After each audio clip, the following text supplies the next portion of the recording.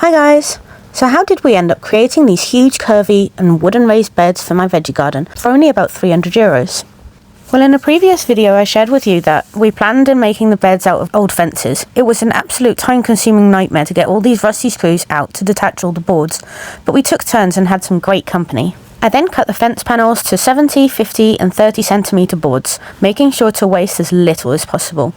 We decided the cheapest way to link all of them together was by using garden edging on the top and bottom on the inside, using our staple gun to attach it. But the staples didn't hold up, so we ended up replacing them for small screws, because we obviously didn't want sharp pointy things sticking out of the sides. And because the fences are impregnated, we used root barrier cloth as the inner layer of the walls, which could be attached with a staple gun. This also helps prevent excess water and soil from seeping through the cracks out of the raised beds or into the next layer, without closing off the oxygen supply for the plant roots.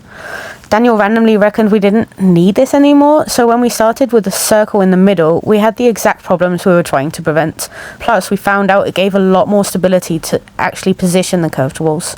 So, lesson learned. Anyway, we started to position the walls and quickly figured out that we also needed to add some soil straight away to stabilize it all. This was quite difficult for the lowest beds. Also, because the border edging was made of wavy plastic and at first we had pulled the waves out too far, we'd made it difficult to create the curves. And in the end, we had too much room between the boards, which made the curves way too loose.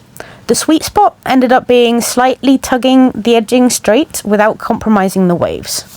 Finally, we filled up the beds with logs and sticks, soil from our garden, a thick layer of compost we'd picked up on our way back from the soil processing company, and a layer of dried leaves from last year. We still have some mistakes to correct, but all in all, we think it's looking beautiful, and I'm so happy we managed to find a way to incorporate raised beds in our curvy garden. So make sure to follow along for more budget garden DIY projects, and see you next time!